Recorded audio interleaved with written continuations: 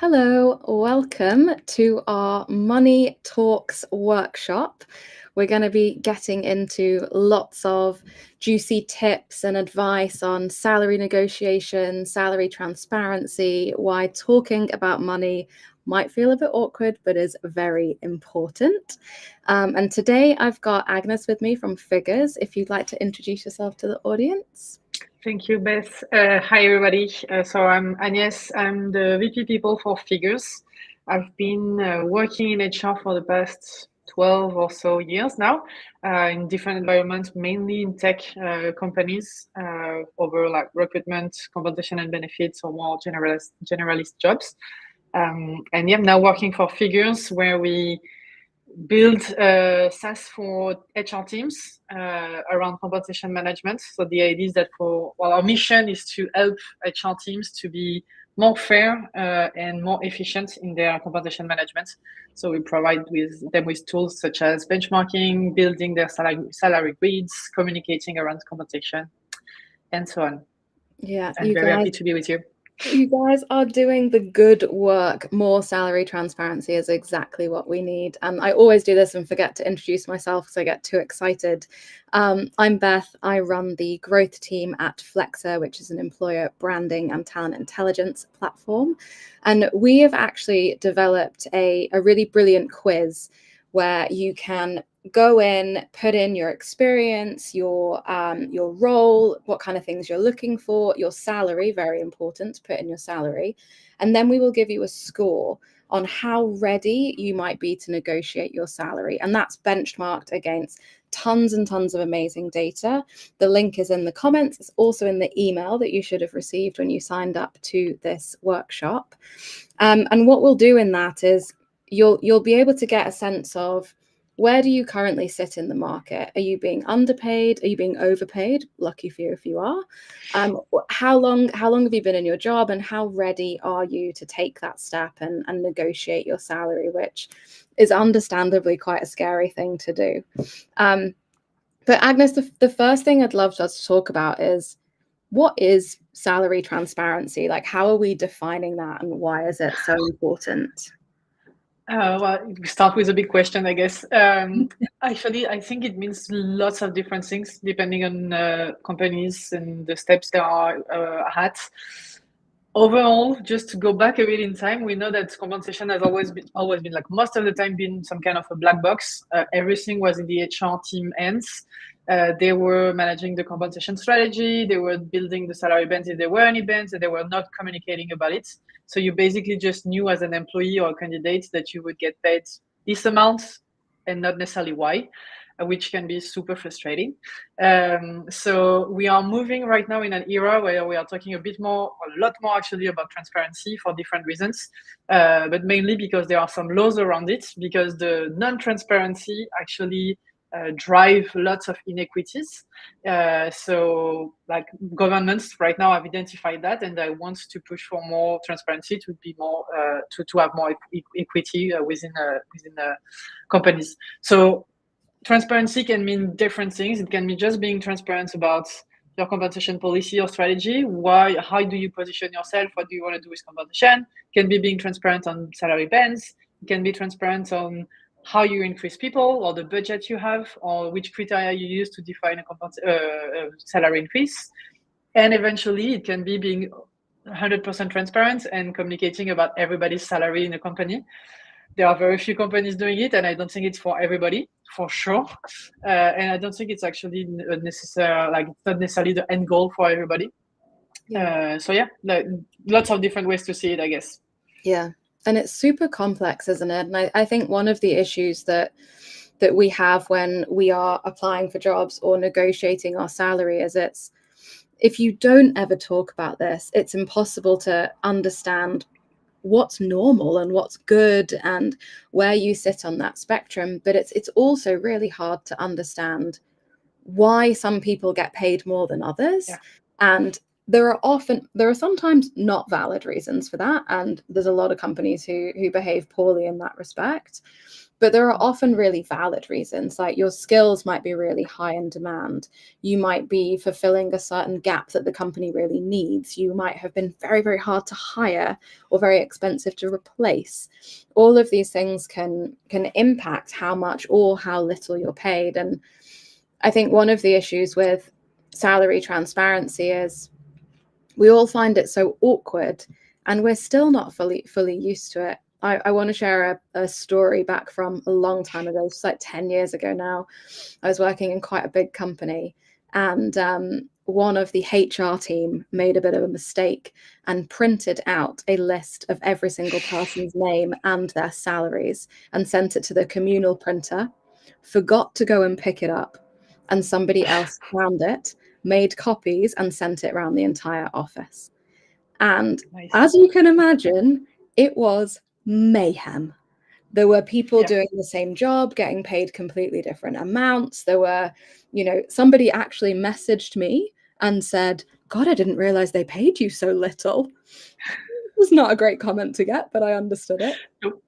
And it created this really difficult atmosphere and really brought to light how awkward we all are in talking about money. I mean, do you personally, would you tell your friends, your family how much you earn? Is that a conversation that you would feel comfortable having? I think that now that I'm working with figures and I'm talking about compensation all day long, yes, because it seems more natural to me. But like a few years ago, definitely not. And I think that part it also depends on the cultural differences. But I guess you can hear it based in France.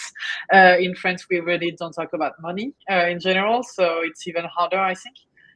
Whereas in the US, for instance, I know it's way more easier and it's more normal to talk about your salary. So there are big differences. But yeah, what you're mentioning is probably one of the biggest fear of HRs, to leak this kind of information to the wrong people or to anybody actually. So it's a big one. It's crazy, isn't it? But I really do think that this is step one in your salary negotiation journey, is understanding what you're worth and doing that by benchmarking yourself against, available data like data on figures, or company data if that's available, or making your own data by asking friends. And I have a fair few friends who I talk very openly with about salary with, and the way that I tried to approach that was from a real place of looking for advice and research, and it feels very uncomfortable. But if you say that up front, I know this is an awkward conversation, and I understand if you don't want to share specifics, but this is how much I earn. Offering that up straight away, you put yourself in the vulnerable position. And the reason I'm sharing this with you is because I want to understand how I'm comparing against somebody who has ideally a similar role to you, or at least a similar level of seniority. Don't go and ask, if you work if it's your first job and you're working let's say it's your first job and you're a marketer, don't go and compare your salary to a senior software engineer with 10 years experience, because all you're going to find out is you get paid less than them. But this kind of first step on the negotiation journey of being really open to talk about that is important. I feel like getting this kind of information is probably easier at first within your own company. So talking about it with your colleagues, because somehow you know that you should be somehow treated in the same ways. While indeed, if you start comparing yourself with people with your friends who maybe did the same school as you, but then had very different trajectories and different experiences, etc., there may be many, many reasons for them to be more or less paid than you. And you don't necessarily have the keys to explain those differences. And I think it also goes back to the fact that even before benchmarking yourself or asking to your colleagues what they earn, etc., maybe just asking to your HR team or to your manager to better understand why you are paid what you are currently paid is probably the first information that you would need. Because I have the thing when I talk to some friends, actually, now that my friends know that I have some lots of data to look at, and I could tell them that, yeah, you are a developer, senior level, you should be paid X. They're asking. But when I ask them, okay, so what's your job and your current level of seniority? Asking just their level of seniority, they're all of them almost not sure about it. Like, well, I think I've been hired as a senior or maybe intermediate, not really sure, etc. So you see how little they know about the HR infrastructure, the framework that are behind the compensation decisions. And I think that just asking, okay, to your manager, why am I paid what I'm paid right now? They should be able to explain that it's because you're at an intermediate level and we are either benchmarking or we've built salary bands or whatever, or because your performance level is what it is. Then you better understand where you stand and who you are supposed to compare yourself with. Otherwise, benchmarking can also be a bit dangerous sometimes.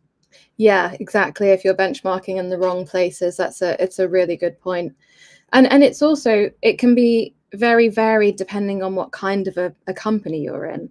You know, I have friends who work in really massive companies, you know, there's tens of thousands of people, and they know that they are a level 6B, and that means that their salary band is between, I don't know, 70 and 90,000.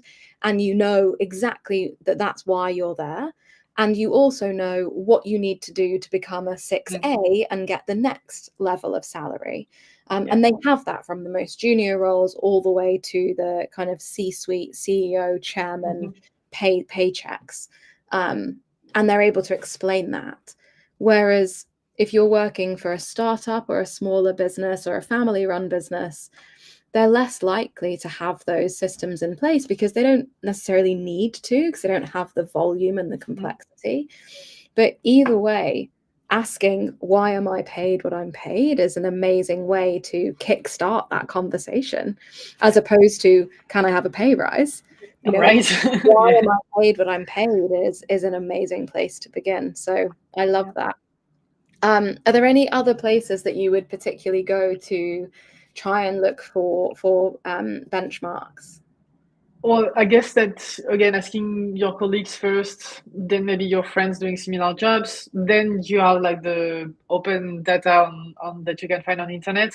So you can go on LinkedIn or Glassdoor, these kind of things. Once again, it's to be taken carefully, because if you look at platforms like Glassdoor or LinkedIn, it's declarative. So basically, I could say tomorrow that I earned 1 million euro, even if it's not the case, and no one would double check it or correct it if it's not the case. So I guess that you may be careful with that, or double check the data with other sources. But and again, really asking internally. Sometimes there is some data available and you just don't know about it. So that's probably a good source. I would say figures, but we have data available for HRs right now, not for candidates or for employees. Well, if some companies want to make that available to their employees, they can, but by default, it's directed to HR. Yeah. So asking your HR friends who use figures for could be a great way to do it. I'm pretty sure there are some people doing that. So if we move on to the next step, right? I've decided that I've benchmarked myself. I've got a good understanding of where I sit in the process, and I'm going to go and I'm going to do it. I'm going to take the risk. I'm going to ask for a raise. Where should I begin? Like, as someone who's worked on the other side of this, being asked for, how many people have asked you for a raise in your career? Hundreds, thousands? Many. What is the person who comes, who's the best prepared, who's got the best chance of getting a raise? What are they doing? Well, actually, as they said, they start not necessarily just saying, I want a raise, but more, again, trying to understand why they are where they are. And once you've explained that to them, if they disagree, they would disagree with the rationale, which are maybe their performance, saying that, okay, you only got a 2% raise this year because you were meeting expectation. So in this case, maybe what you're disagreeing with is that you are meeting expectation. Maybe you think you're above, or that you had a particular performance, or because you are considered as a more junior more junior individual than what you really are, or what you think you are at least. So it's more like trying to prove that what you're paid is not necessarily right, based on the different criteria that the company is using. So again, can be performance, can be seniority, can be skills, whatever. So that would be one thing I would say, coming with arguments more than with requests or demands. And if you feel that you should be paid more in comparison to others, same, it's not just saying, okay, I know that this person is earning like 5K more than I am. I want for 5K more. But again, trying to show how you compare to them. Like maybe they are paid 5K more because they are performing differently, they have different skills, etc. But if you think that you are exactly doing the same at the same level or same kind of performance, you should be able to somehow justify that. So trying to come with, again, arguments explaining why you think you deserve this promotion more than asking for the promotion. Even though we know that there is a European directive that has been passed 2 years ago now in 2023, and that is going to be applied in local laws in all European countries at the latest on June 2026. That would basically give the possibility to employees to come to their HR and say, I want to know how I'm paid compared to my peers. The peers being people doing a job of equal value. So that's the first information you can get, and I think people should actually ask for it because it would be just normal to do so.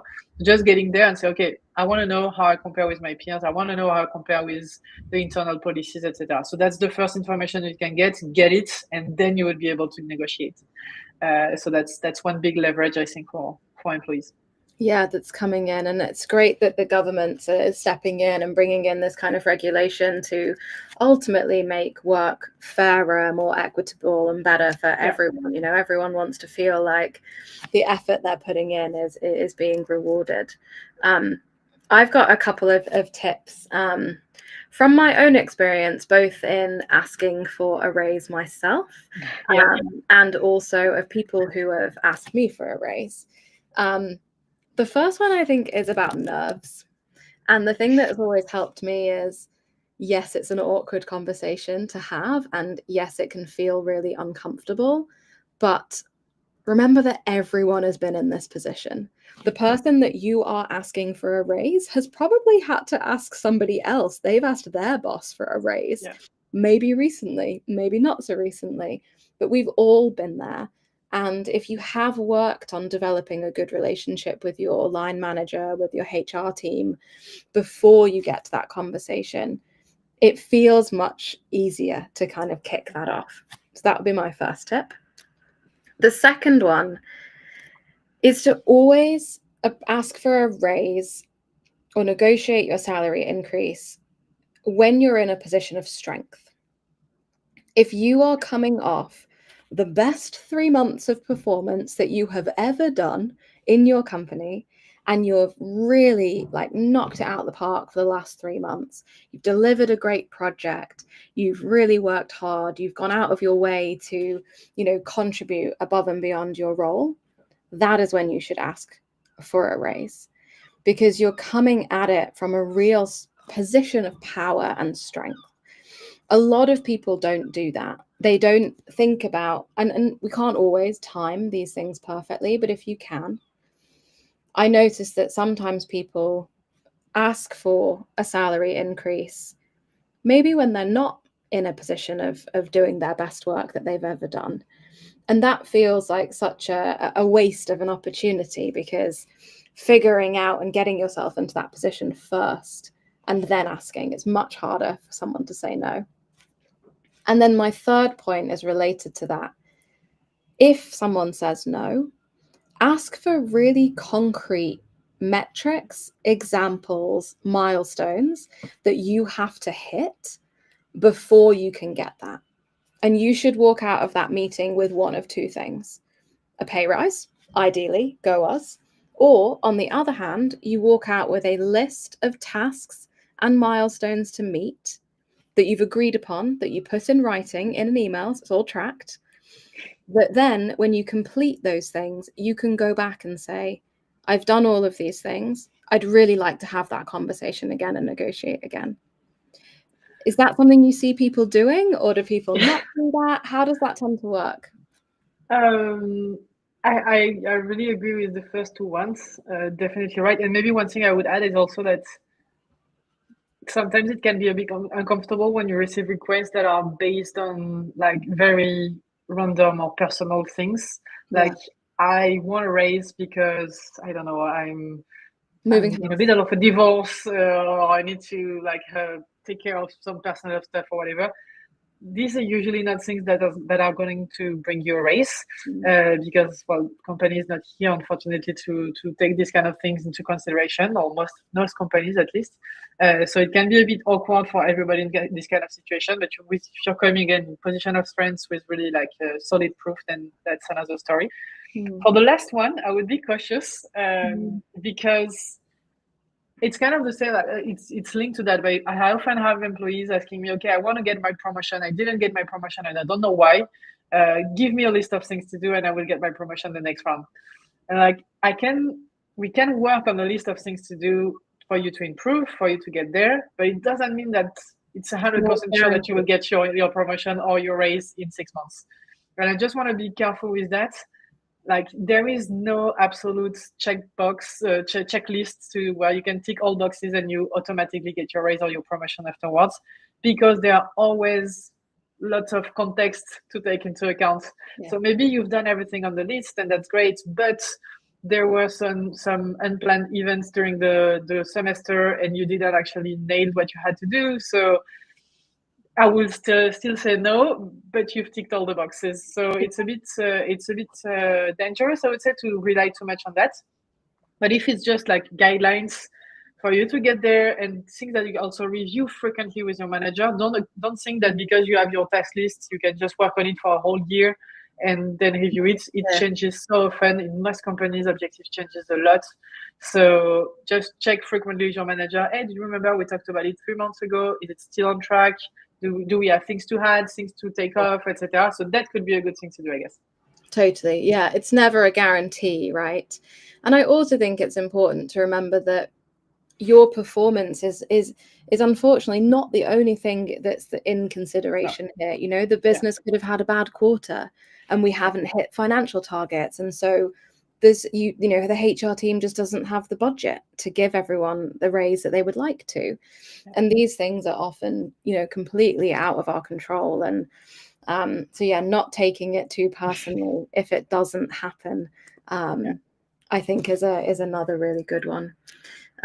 So a question I'd love to ask you about is something that we hear a lot from candidates is, what do I do when someone asks me for my current salary in the interview process, whether that's on an application form or whether that's in the interview itself? What do I say? Because do I have to be honest? Can I give them a higher salary in the hope that they'll give that to me? Like, what should we do? Well, first, I think it depends on countries. Like there are different rules in different countries, and it also depends on timing. Right now, things are in a specific way. As I was saying, the transparency directive is coming, and things are going to move around as soon as, well, at least June next year. So in June next year, you are able to just say, you're not supposed to ask for my current salary, so I don't want to communicate that, but I can give you my salary expectations, which is fine.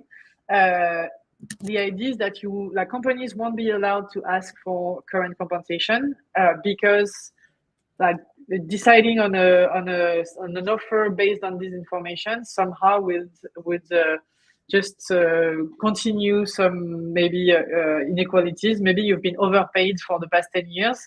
If I keep paying you the same or just a little bit above, I'm just going to continue to underpay you, and that's not fair. So the idea is more to start paying people based on what you hire them for. So I hire you to do a job. I value this job at this salary, and that's what I'm going to get you, even if it's higher or lower than what you were expecting. That's the idea. Right now, as people are still asking for it and are allowed to do so, I would say that I wouldn't lie, to be honest, because at some point it would probably get back to you because, well, You'll see it on your tax onboarding. You tend to realize that. So I would just say, okay, this is my current salary, but I think that I'm maybe a bit underpaid. So my expectations are that. And I feel like I'm underpaid because of X and Y reason. So maybe you've been benchmarking and you realize that people doing the same job as you are paid more in other companies, or because even in your companies you are of inequalities, or because you know that your company actually have is low budget or like is being underpaying overall everybody, or because unfortunately maybe you took I don't know, maternity leave and you get some delays on your compensation evolutions. So there are many reasons to explain these kind of things. Most of the time I think people are aware of it. So I would be pretty transparent, to be honest. I think that now if the HR, the recruiter, or the manager who is listening to that is not taking into consideration, maybe it's not a good company for you to go work with. So in the end, it will actually be valuable for you. And if they are actually listening, they would take that into consideration and again try to compensate you for what you're actually doing. Yeah, I think your last point is so important. Like, if you feel from the get-go that you're going into this and that they are trying to get you for as little money as possible and they are not taking into consideration your worth or your value to the business. And I know that this isn't always an easy choice because it's hard to find work and we cannot always be picky. But, you know, maybe that's not the right company to be at. And they're not the place for you. And there are a lot of very good people and good companies out there trying to build fair and equitable pay. I saw there's a comment coming in from Lillian who said, as a coloured person, I have seen UK recruiters being racist. I think that that's something that a lot of people have felt and experienced, or sexist, or, you know, discriminatory in some way. And there are good companies out there that are trying to get away from that and move into a place where everybody gets treated well and everyone gets paid well. But sadly, we are not quite there yet in all cases. So I think that one of the things that I think is also really difficult for people to navigate is when a recruiter or when a company says that the salary is non-negotiable. Is there anything that we can do there? You know, if they say we can only pay you this amount, there's no room for negotiation in that. What could we do? Well, once again, I would try to understand why. Maybe it's for good reasons, because they have internal policies that are very clear, and because they have, I don't know, salary ranges, or based on internal equity, they wouldn't pay you more than that, etc. So I feel like in this kind of situations, either if you understood and it's like fair somehow, either you're okay with the explanation or you just like, again, go away. I think there is nothing worse than saying yes to an offer that is below what you were expecting, not really understanding why, and not agreeing with the why, because in the end it will only be frustrating. And I've seen it like so many times in the past where candidates are saying, okay, I was expecting more, but if you tell me that there are salary reviews coming soon, etc., they are expecting so much for the first reviews, etc., that they always end up being disappointed. And in the end, it's like it doesn't last very long. So understanding why, and understanding maybe what are the other leverages. There are companies who maybe don't have a lot of budget in terms of salary, but are trying to compensate with other things. So maybe you would get a like salary that is what it is, but there are pretty strong benefits on the side. And that's actually to be taken into consideration when we talk about compensation. We often forget perks and benefits, equity, etc. So trying to understand what's there more than just base salary. And again, trying to understand if it's the current salary, okay, but what are the next steps? If I join you, when are the next reviews? How does it work? What it will be based on? What are the possibilities for me to evolve, etc. So trying to see if you project yourself a bit further in the company, like is it satisfying or not? But again, like when companies are saying that they don't negotiate at all, usually there is a good reason behind that. Again, there are some companies who just want to pay you as little as they can, but there are also other companies who have good reasons, and I would try to see what they are.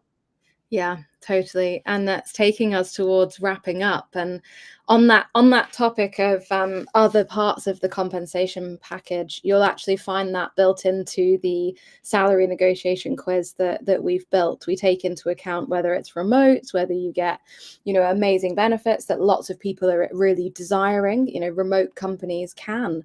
I think the latest stat is that people would take a 10 or 15% pay cut to stay remote. So that's really valuable to people. So all of that gets taken into account in the salary quiz if you want to go and benchmark yourself and see whether you're ready to negotiate. Agnes, thank you so much for joining me. This was really helpful, really valuable for everybody watching. And thank you. It's been